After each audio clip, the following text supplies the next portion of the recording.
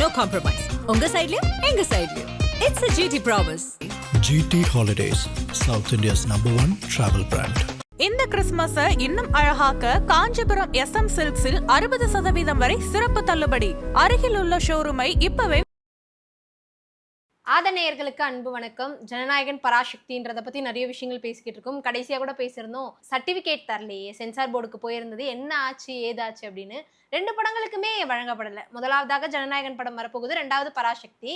9ஆம் தேதி இந்த மாதிரி சர்டிஃபிகேட் வரல, சென்சார் போர்ட்லேருந்து சர்டிஃபிகேட் வரலன்னா ஜனநாயகன் படம் அன்னைக்கு ரிலீஸ் ஆகாதா அப்படிங்கிற கேள்வி எல்லார் மத்தியிலையும் வர ஆரம்பிச்சிருச்சு. ஆனால் இந்த இடத்துல நம்ம சொல்லலாம்னு நினைக்கிறேன். இப்போ நம்ம பேசிட்டு இருக்க நேரம் ஜனநாயகனுக்கு ஆல்ரெடி அவங்க வந்து சென்சார் பண்ணிட்டாங்க, சர்டிஃபிகேட் ரெடியாக இருக்கு, தர மறுக்கிறாங்க, இழுத்து அடிக்கிறாங்க. அதுதான் ஒரு விஷயம்.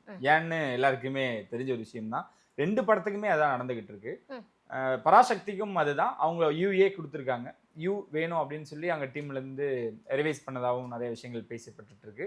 பார்ப்போம் அது என்ன நடக்குதுன்னு. ஆனால் 2 படத்துக்கும் கிட்டத்தட்ட பண்ணி முடிச்சிட்டாங்க. ஜனநாயகனுக்கு பண்ணுறது கொஞ்சம் தர்ம சங்கடமான ஒரு விஷயம் தான், ஒரு அநீதி தான், அப்படி கூட நம்ம பேர்லாம்னு வச்சுக்கலாம். கடைசி படம் இங்கே என்னடானா இந்த டேர்ம்ஸ் அப்படின்னு ஒன்று ஒத்து வரல அப்படின்றாங்க. 80-20 அப்படின்னு பேசுறது எங்களுக்கு அது கொஞ்சம் இதாக இருக்குது. நீங்கள் ஒரு 70-75 வச்சிங்க அப்படின்னா நல்லா இருக்கும். தியேட்டர் ஓனர்ஸ் நிறைய பேர் அதுக்காக ரெக்வஸ்ட் வச்சுருக்காங்க. ஏன்னா விஜயோட கடைசி படம் அதிகமான திரையரங்கில் போடணும். அப்போ தான் வந்து எல்லாருக்குமே வந்து ஒரு நல்ல விஷயமா இருக்கும். நம்ம கேள்விப்பட்ட வரைக்கும் நம்ம கேட்ட தியேட்டர் ஓனர்ஸ் முதற்கொண்டு எல்லாரும் சொல்லக்கூடிய ஒரே விஷயம் என்னன்னா, இல்லை தம்பி இப்போ வரைக்கும் அது இழுவையில் தான் இருக்குது. ஸோ அவங்களுக்கு நம்மளுக்கு டேர்ம்ஸ் வரல. அங்கே திரும்பினா சென்சர், இங்கே திரும்பினா தியேட்டர்ஸ், அவங்கள அந்த பக்கம் ஸ்க்ரீனிங், ப்ரொமோஷன்ஸு, இந்த பக்கம் என்னன்னா ஒருத்தர் மெட்ரோ பிடிச்சா ஒருத்தர் லோக்கல் ட்ரெயின் எடுக்கிறாங்க. ஸோ ப்ரொமோஷன்ஸுக்கு சொல்கிறேன். இவ்வளோ விஷயங்களையும் மீறி, இவ்வளோ தடைகளையும் மீறி தான் அந்த ஜனநாயகன் வெளியே வரதா இருக்குது. இன்னொரு விஷயம் என்ன சொல்கிறாங்கன்னா, இந்த படத்தில் வசனம் எழுதுந்து முதற்கொண்டு விஜய் அவர்கள் அப்படின்னு தான் நம்ம கேள்விப்பட்டுக்கிட்டு இருக்கோம். தப்பு இல்லையே, அதனால தான். ஸோ அவர் பன்முக திறமையை கொண்டவர் தான், இயக்கம் மட்டும் தான் பண்ணல. ஸோ அவரோட வசனங்கள் ரொம்ப ரேர் தான். அவர் பண்ணியிருக்காரு, முழுமையாக பண்ணியிருக்காருன்னா இல்லை, வினோத் அவர்களோட விஷயங்கள் தான் போயிருக்கு. அவரோட தலையீடு இருக்குது அப்படின்றதுமே நிறைய பேர் சொல்லிக்கிட்டு இருக்காங்க. அவரோட விருப்பங்கள் சில விஷயங்கள் வச்சுருக்காங்க. அவரோட இன்ட்ரோ வந்து இப்போது மக்கள் எதை விரும்புகிறாங்கன்னு ஒரு விஷயம் இருக்குல்ல. வினோத்தை பொறுத்த வரைக்கும் எப்போவுமே ஒரு சோசியல் மெசேஜோட தான் கொடுக்கக்கூடியவர். நம்ம ஆப் ஸ்க்ரீனில் பேசிட்டு இருந்த மாதிரி தான். ஒரு சதுரங்க வேட்டையோ, ஒரு தீரனோ, இந்த மாதிரியான படங்கள் மறுபடியும் சான்ஸேல வரத்துக்கு. ஆனால் பிங்க்னு ஒரு படத்தை ரீமேக் பண்ணார்ல, அப்போ வந்து எப்படி அந்த கிரியேட்டிவிட்டி இருந்துச்சு, அது நல்லா ஹிட் ஆச்சு இல்லை, அது ரீமேக் தானே அவர் அதுவுமே அது பண்ணும் பொழுது அதில் ஒரு சோசியல் மெசேஜ் ஒன்று இருந்தனால தான் வினோத் அவர்கள் கையில் எடுத்து அங்கேருந்து அஜித் அவர்களோட அந்த ட்ராவலை ஸ்டார்ட் பண்ணார். அதுதான் இங்கேயும் கண்டினியூ ஆயிருக்கு. இந்த படம் பண்ண முக்கியமான காரணம், இந்த படம் வந்து அந்த படத்தோட ரீமேக். ஆமாம், இவ்வளோ சொன்னோம்ல அதுக்கு எதிர்ப்பு அப்படின்னு, இது ஒரு எதிர்ப்பு என்னன்னா, இந்த படம் அந்த படத்தோட ரீமேக் அப்படின்ற ஒரு விஷயமோட எதிர்ப்போட சொன்னாங்க. இவ்வளோ எதிர்ப்பையும் மீறி தான் அந்த படம் வந்து இவ்வளோ தூரம் ட்ராவல் ஆகுது, ட்ராவல் ஆக போகுது, வெளியாக போகுது. ஆனால் என்ன சொல்கிறாங்கன்னா, அதில் என்ன இருக்குது, கமர்ஷியல். நீங்கள் ஓகே, நீங்கள் வந்து பிங்க் சொன்னீங்க, அதில் வந்து பெண்களுக்கு ஒரு முன்னுரிதமான ஒரு படமாக இருக்க போகுது அப்படின்னு. இதுவும் அப்படிதான். இது வந்து ஃபேமிலி மட்டும் இல்லை, ஒரு பொண்ணுக்கான ஒரு படமாக, பெண்களுக்கான ஒரு படமாக மட்டும் இல்லை, நாட்டுக்கான படமாகவும் இது இருக்குது. குறிப்பாக தமிழ்நாட்டுக்கான ஒரு படமாக இது இருக்க போகுது அப்படின்ற ஒரு விஷயம் தான். சாட்டை கையில் எடுத்துட்டாரு. இன்னொன்று என்ன சொன்னாங்கன்னா, இந்த படத்தில் சில பல காட்சிகள் வரும் பொழுது பார்த்தீங்களா, அந்த மக்கள் சந்திப்பு இதெல்லாம் வந்து மாண்டேஜஸ் யூஸ் பண்ணியிருக்காங்க. அந்த மாதிரி காட்சி அமைப்பு அதை தான் நம்ம இங்கே எக்ஸ்பிளைன் பண்ண வேண்டிய கட்டாயத்தில் நம்ம இருக்கோம்.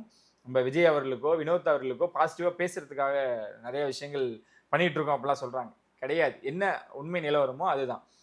எனக்கு தெரிஞ்சு கொடைக்கானல் போனாங்கன்னு நினைக்கிறேன். மதுரையில் இறங்கி கொடைக்கானல் ஷூட் போனாங்க. அங்கே தான் விஜய் அவர்களோட நம்ம ட்ரெய்லரில் பார்க்குற என்ட்ரி ஷாட் எடுத்தாங்க. இந்த 2 யானை, அந்த தீப்பந்தம், அதுக்கப்புறம் அந்த ஊர் மக்கள் இருக்கக்கூடிய சீன்ஸ் எல்லாமே கொடைக்கானலில் எடுக்கப்பட்ட காட்சிகள் தான்.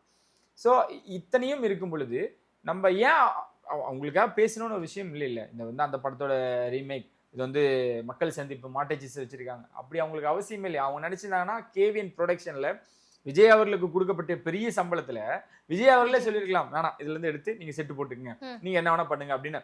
அவர்கிட்ட கேட்க மாட்டாங்க, அது வேற விஷயம். ஏன்னா ஆல்ரெடி பணம் வச்சிருக்காங்களே இவங்களே. இன்னும் ஒரு 10 கோடி 20 கோடி செலவு பண்ணால் அதே மாதிரி கூட்டத்தை இறக்கிற போனாங்க. ஏங்க ஒரு செல்ஃபி, அந்த ஒரு மாண்டேஜஸ், அந்த ஒரு பிக்சருக்காக அவ்வளோ பேரை வர வச்சுருந்தாங்க, அவ்வளோ ஜூனியர் ஆர்டிஸ்ட். அதே வச்சு சமாளிச்ச ப்ரொடக்ஷனுக்கு இது தெரியாதா? ஸோ ப்ரொடக்ஷனை பொறுத்த வரைக்கும் நிறைய அடுக்கடுக்கான கேள்விகளை அவங்ககிட்ட வைக்க ஆரம்பிச்சிட்டாங்க. கால் பண்ணி, எங்க சென்சார் பண்ணிட்டாங்களா இல்லையா, ஓவர்சீஸ்லேருந்து டேட்டு கன்ஃபார்ம் பண்ணலாமா இல்லையா, இங்கே இருக்க தியேட்டர் ஓனர்ஸ் டேர்ம்ஸ் என்ன, இங்க இருக்கக்கூடிய சிலர் இது அந்த படத்தோட ரீமேக்கா இல்ல 2-3 சீன்ஸ் எடுத்து வச்சிருக்கீங்களா, அவங்க எதைங்க சமாளிப்பாங்க அப்படின்ற ஒரு கேள்வியும் வந்துகிட்டு இருக்குல்ல. விஜய் அவர்கள் எல்லாத்தையும் பார்த்துட்டு இருக்காரு, என்ன ஆனாலும் பண்ணுங்க. அவங்க டீமே ரொம்ப ஸ்ட்ராங்கா இருக்கிறது என்னன்னா 1ஆம் தேதி கண்டிப்பா படம் ரிலீஸ் ஆகும், அதுக்கு முன்னாடி நீ சர்டிஃபிகேட் கொடுத்துதான் ஆகணும், அப்ப நாங்க பாத்துக்கிறோம். கூட வர படத்துக்கும் சிவகார்த்திகேயன் அவர்கள் ரொம்ப அழகா ஃபுல் ஸ்டாப் பேசிட்டாரு. நம்ம ஷோல பேசியிருக்கோம், நம்ம சீனியர்கிட்ட பேசும்போதும் அவங்களும் அதை சொன்னதுதான். எங்க இது ஒரே ஒரு ஃபோன் கால இந்த பிரச்சனை தீர்ந்துடும். விஜய் அவர்கள்ட்ட டைரக்டா சிவகார்த்திகேயன் அவர்கள் பேசலாம். அவர் பேசினாருன்னா அண்ணா இந்த மாதிரி போயிட்டு இருக்கு, சில்லா விடு, கூட அப்படி பாத்துக்கலாம், நான் உங்கள தான் கண்ணு கொடுத்தேன், உன் படம் வருது எனக்கு சந்தோஷம் தான் சொல்லக்கூடியவர் தான் விஜய் அவர்கள். அவரை வந்து எதான் சொல்றேனே, சிவகார்த்திகேயன் வந்து விஜய் எதிர்க்கிறாரா, அது அவ்வளவு பெரிய விஷயமே வேணாம். நம்ம 2 பேரும் வீட்டுல ஒண்ணு வந்தா பிறந்தநாள் வந்துச்சுன்னா 2 பேரும் விஷ் பண்ணிக்கு தான் போறோம், அண்ணன் தம்பி 2 பேரும் விஷ் பண்ணிக்கு தான் போறாங்க, 2 பேருக்கும் ஒரே டைம்ல எக்ஸாம் எழுத தான் போறாங்க. என்ன ஸ்டாண்டர்ட் வேறையா இருக்கும், ஒரே நாள்ல வரும் பொழுது அதை நீங்க ஆரோக்கியமா தான் எடுத்துக்கணும். அதை தான் விஜய் அவர்கள் பாக்குறாரு. செந்தூர பாண்டியன் ஒரு படம், அதுல வந்து ஏன் கேப்டன் அவர்கள் விஜய்க்காக வந்து நிக்கணும், அந்த ஒரு விஷயம் இருக்குல்ல. ஒரே ஒரு படம், அந்த படத்துல அவரோட கேரக்டர் ரொம்ப கம்மியாக்கி ஒரு பையன் வளர்றாரு, அவருக்காக வந்து நான் நிக்கிறேன்னு நின்னார்ல, எவ்வளவு பெரிய மனசு. அதுதான் இங்க நடந்துகிட்டு இருக்கு. ஸோ இந்த மாதிரி சில ஆக்டர்ஸ் நிறைய பேர் பண்ணுவாங்க. விஜய் சேதுபதிலாம் சின்ன படங்க, அது வந்து பெரிய படம், பெரிய ஆர்டிஸ்ட் கூட இல்லை, பெரிய பேனர் இல்லை, அவருக்கு காசு தர மாட்டாங்க. அண்ணே இந்த மாதிரி வந்து நீங்க வந்து ஃபர்ஸ்ட் லுக் மட்டும் ரிலீஸ் பண்ணணுன்னே, அண்ணா எங்க டீமை விஷ் பண்ணணுன்னே, வரண்டா அப்படின்னு சொல்லிட்டு தாராளமா வந்துருவாரு. இந்த மாதிரி நிறைய பேர் இருக்காங்க. அதுதான் விஜய் அவர்கள் டீமே. எங்க இப்போ வந்து ஆர்டிஸ்ட்கிட்டே அந்த எண்ணங்கள் இருக்கும் பொழுது ஏன் விஜய் கிட்ட இருக்காது? அங்கிருந்து வந்தவர் தானே கேப்டன், என்னென்ன எடுத்தாரு, கன்னை கொடுத்தது காரணமும் அதுதான். செந்தூர் பாண்டியில கேப்டன் அவர்கள் என்னைய ஸ்கிரீன் ஸ்பேஸ் கொடுத்தாரு, நான் உனக்கு கொடுக்குறேன் அப்படின்னு ஒரு விஷயத்த பண்றாருல, அந்த மாதிரியான விஷயங்கள் தான். ஸோ அதனால எல்லாருமே அந்த 9க்கு வெயிட்டிங். நீ என்னதான் தடுத்தாலும் என்ன கேள்வி கேட்டாலும் பதில் அங்க இருக்கு. கமர்ஷியலா படம் தூக்கி சாப்பிட்டுரும். சென்சார் பண்ணவங்க, வெளிநாட்டுல சென்சார் பண்ணவங்க அங்கிருந்து வந்த தகவல் எல்லாமே சொன்னாங்க. பகவத் கேசரியில வந்து அந்த பொண்ணு அழுகுற சீன், அந்த ஃபேக்டரிக்குள்ள நடக்கிற சீனு, ஆமா அதான் இருக்கு. அவங்களும் அழுகுறாங்க, அந்த டாலர் போட்டிருக்காங்க, அவ்வளோ டிகோட் பண்ணியாச்சா, ஓகே ஆமா அந்த பொண்ணு அழுகுறாங்க. பாலையா வந்து லாரியில வருவாரு, விஜய் அப்பா லாரியில வருவாரு, சரி வந்துட்டு போறாரு. கில்லியில ஒக்கடு பாத்தீங்களா, கில்லியில அவரு மகேஷ் பாபு என்ன பண்ணாரு, அதே 7 பேர் தான் கபடி மெம்பர்ஸ், அதே அங்க இருக்க ரூல்ஸ் தான் இங்கேயும், அதே அவருக்கு வர்றது தான் இவரோட மேனேஜர்ஸ்ல பண்ணுவாரு. கபடி 2 ஒண்ணு தானே. இப்ப யாரு பண்ணது ஹிட் ஆச்சு? ஆப்வியஸ்லி கில்லி இங்க விஜய் பண்ணது விஜய் அவர்கள் தான். பத்ரிலுமே அதான், பத்ரியில அந்த ஒரு வாக்கே போதும், அந்த ஒரு பாட்டே போதும் இன்ன வரைக்கும். ஏன்னா அந்த மலேசியா ஈவெண்ட்ல கூட அதான் பாடியிருப்பாங்க. ஸோ மீண்டும் சொல்றேன், சந்தோஷ் சுப்பிரமணியம், ஜெயம் ரவி எடுத்துக்கங்க, நீங்க விஜய் அவர்கள் கூட சரி விட்டுருங்க, அவர் வந்து சரிடா இது எப்படி வந்திருக்குன்னு கேள்வியா இருக்கலாம். அங்கிருந்து எடுக்கக்கூடிய சின்ன சின்ன படங்கள் ரீமேக் கூட தமிழ் வந்தா அதிருப்தியான வெற்றி அடையும். அதுக்கு சான்று தான் இந்த படங்கள்லாம் நான் சொல்றதெல்லாம். விஜய்க்கு அது ரொம்ப ஈஸியா வரும். விஜய்க்கு நீங்க ஒரு ஃப்ரெஷ்ஷான கண்டென்ட் கொடுத்தாலே அதை பயங்கரமா தூக்கி சாப்பிட்டுருவாரு. ஆல்ரெடி ஒன்று பண்ணதுன்னா அவருக்கு ரொம்ப அசால்ட்டு, நான் அவ்வளோ கஷ்டப்பட வேணாம், ஓகே இதை நான் பார்த்துறேன் படம் அப்படின்ற மாதிரி போயிடுவாங்க. ரொம்ப சிரமப்பட்டிருக்காங்க, ஒவ்வொரு காட்சியும் ரொம்ப பார்த்து எடுத்திருக்காங்க, ஒர்க் அவுட் பண்ணியிருக்காங்க, அவ்வளோ ஒர்க் அவுட் பண்ணியிருக்காங்க, ஹோம் ஒர்க் பண்ணியிருக்காங்க. தயவு செஞ்சு இவ்வளோ பொருட்செலவு, பெரிய பொருட்செலவு எடுக்கக்கூடிய படத்தை டக்குன்னு இறக்கிறவனா இறக்கி பேசுகிறவனா அப்படின்னு தான் எல்லா ஒரு விஷயமாவும் இருக்கு. ஸோ இதுக்கு நடக்கக்கூடிய விஷயங்கள் நம்ம தொடர்ச்சியாக பார்த்துக்கிட்டு தான் இருக்கோம். அது இல்லாமல் இருக்கணும்னு தான் எல்லாத்தோட விருப்பம் கூட. விஜய் சைட்லேருந்து மீண்டும் சொல்கிறேன், படம் நல்லா வந்திருக்குன்ற ரொம்ப ஸ்ட்ராங்காக இருக்காங்க. நீங்கள் சொன்ன மாதிரி ஜனநாயகன் படம் ஜனவரி 9ஆம் தேதி ரிலீஸ் ஆனால் எல்லாருக்குமே சந்தோஷம் தான், நமக்கும் மிக்க சந்தோஷம் தான். ஆனால் ஒரு சில விஷயங்கள் நம்ம தொடர்ந்து பார்க்க முடியுது. இன்கேஸ் ஜனவரி 9ஆம் தேதி அன்னைக்கு படம் ரிலீஸ் ஆகலை அப்படின்னா நிறைய பேர் வந்து டிக்கெட் எல்லாம் புக் பண்ணி வச்சிருப்பாங்க, நிறைய விஷயங்கள் இருக்கு. இன்கேஸ் அந்த படமும் ரிலீஸ் ஆகலை அப்படின்னா 10ஆம் தேதி பராசக்தியா ஜனநாயகனா இந்த ஸ்க்ரீன் ஸ்பேஸ்ல இருந்து அவங்களோட ரசிகர்கள் மத்தியில கூட ஒரு பெரிய சண்டையோ இல்லை ஒரு பெரிய விஷயங்கள் நடக்கிறதுக்கு வாய்ப்பு இருக்கு. எஸ்கேவே சொல்லிட்டாரு 9ஆம் தேதி அதை செலிப்ரேட் பண்ணுங்க, 10ஆம் தேதி நம்மளும் செலிப்ரேட் பண்ணுங்கன்னு சொல்லிட்டாரு. சுதா மேமே அதுல ரொம்ப கான்ஃபிடென்ட்டா இருக்காங்க. இன்னும் சொல்லணும்னா டான் பிக்சர்ஸ் இவ்வளவு தூரம் நம்ம ஏன் 14ல இருந்து 10 கொண்டு வந்துட்டாங்க, ஆப்போசிட் தான் அந்த பார்ட்டியோட பேச்சை கேட்டு. எங்க நீங்க நல்லா நோட் பண்ணி பாருங்களேன், அவங்க பேசின ஸ்டேஜில் ஏறி பேசின எல்லாரும் ஒவ்வொருத்தரும் எந்த ஒரு வெஞ்சன்ஸுமே இல்லை. அவர் 33 வருஷமா ஒரு மனுஷனுக்கு நம்ம கரெக்டு தான், சரி நாங்கள் வரதே தப்பு தான் வச்சுக்கோங்க, ஆனால் 10 நாள் லீவ் இருக்கு. அந்த படம் வந்து தள்ளி ஆயிடுச்சு. ஏன்னா உங்களுக்கு தெரியும், அந்த ப்ரொடியூசருக்கு சின்ன சின்ன விஷயங்கள்ல நெருக்கடிகள் வந்துச்சு. அதை தாண்டி அவரும் ஃபினான்ஸ் வாங்கியிருப்பார்ல. சரி ஒரு மனுஷனா விட்டுருங்க, நீங்க வந்து அவரோட சப்போர்ட்டர் இந்த படம் ரெட் ஜெயின் தான் ரிலீஸ் பண்றாங்க, அதெல்லாம் விட்டுட்டு ஆகாஷ் பாஸ்கர்னு ஒருத்தர் இருக்காருல்ல, ஆகாஷோட மனநிலையை நினைச்சு பாருங்க. ஓகே ஃபர்ஸ்ட் படம் இட்லி கடை, எதிர்பார்த்த அளவுக்கு வெற்றி கொடுக்கு, அதை ஒத்துக்கிட்டு தான் ஆகணும். ஆனால் படம் லாஸ் இல்லை. 10 ரூபா போட்டு 11 ரூபாய் எடுத்தால் தானே ப்ராஃபிட்னு ஒரு விஷயம். எதிர்பார்த்த அளவுக்கு வெற்றி கொடுக்கு. ஓகே, அடுத்த படம் எஸ்டிஆர் படம் டிராப்பு. சரி, பராசக்தின்னு ஒரு படம் பெரிய பொருட்செலவில். எஸ்கே அவரோட எனக்கு தெரிஞ்சு அவரோட கெரியரில் ஒரு பெரிய பட்ஜெட்டில் உருவாகிட்டு இருக்க படம். கண்டென்ட்டாகவும் ஸ்ட்ராங்கு, இவ்வளோ எதிர்ப்புகள் இருக்கு, கதை வலிமையாக இருக்கு, நான் நிற்கிறேன் அப்படின்றார். அடுத்த படம் அவர் இயக்கிட்டு இருக்காரு. நான் ப்ரொடியூசருக்காக பேசுகிறேன், நீங்கள் அதான் அவரோட பர்சனல் லைஃப்லாம் விட்டுருங்க.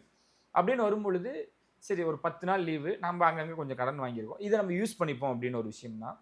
ஸோ அந்த டீம் எல்லாமே அந்த ஸ்டேஜில் பேசின விஷயங்கள் அவருக்கு நாங்கள் ரெஸ்பெக்ட், விஜய் அவர்களுக்கு நாங்கள் ரெஸ்பெக்ட் கொடுக்குறோம். நாங்கள் ஏன் அவருக்கு எதிராக வரப்போம், என்ன எங்களுக்கு ப்ராஃபிட் அதனால அப்படின்னு ஒரு விஷயம் பார்க்குறாங்க. இதெல்லாம் தான் அவரோட மனநிலையில் ஓடிட்டு இருந்திருக்கு. அதை தான் அங்கேயுமே எல்லாருமே ஷேர் பண்ணிட்டாங்க, இன்க்ளூடிங் எஸ்கே அவர்கள். அவ்வளோ ஓப்பனாக இருக்காங்க, அதனால இவங்க போட்டியெல்லாம் பார்க்கல. சென்சார் போர்டு பண்ணக்கூடிய அந்த சூட்சம வேலை தான் இங்கே பெரிய விஷயங்கள். அது எப்படி சொல்கிறதுன்னு தெரியல. அவங்களுக்கும் தமிழ் இண்டஸ்ட்ரிக்கும் ரொம்ப நாளாகவே ஒத்து போகல. ஏன்னா வெற்றிமாறனோட படங்கள்லாம் போனால் அவங்க படத்தை பார்க்கறத விட வெட்டுறதா அதிகமாக இருக்கும். வெற்றிமாறன் மட்டும் இல்லை, நிறைய இங்கே இருக்க படைப்பாளிகளோட படைப்பை வந்து அவங்களோட கருத்தை வந்து அவங்க அதுதான் சொல்கிறேன், நான் சொன்னதான் நடக்கும். அங்கே உள்ளே போனோம், யார் வெற்றிமாறனா ஓகே, அப்போ என்ன பண்ணுறீங்க, ஃபஸ்ட்டு கட் பண்ணுங்க, அப்புறம் பார்த்துக்கலாம். படத்தை எடுத்துகிட்டு வந்தாங்க. அந்த மாதிரி நம்ம கேள்விப்பட்டிருக்கோம். நம்மளுக்கு அங்கே நடக்கிறது என்ன நம்மளுக்கு தெரியாது இல்லை, இந்த மாதிரி நம்ம கேள்விப்பட்டிருக்கோம். ஸோ அந்த மாதிரியான விஷயங்கள் சொல்லும் பொழுது இந்த 2 படத்துக்கு மட்டும் ஏன் இப்படின்னு வரும்பொழுது திரையுலகமே அதுக்கு எதிராக குரல் கொடுக்கலாம், தப்பு கிடையாது. ஏன்னா 2 படத்துக்கு சேர்ந்து கொடுங்களேன். அதுக்கு வந்து யூஏ கொடுத்துட்டேன்றீங்க பராசக்திக்கு, அவங்க வேற மாதிரி மறுபடியும் மேல்முறையீடு மாதிரி பண்ணியிருக்காங்க. ஸோ இந்த படத்துக்கு நீங்கள் எடுத்து கொடுத்துட்டும் வழங்காமல் இருந்தா ஏன் இங்கே இருக்கிற யாருமே குரல் கொடுக்கல? ஏன் விஜய்க்காக நீங்கள் பண்ண வேணாங்க?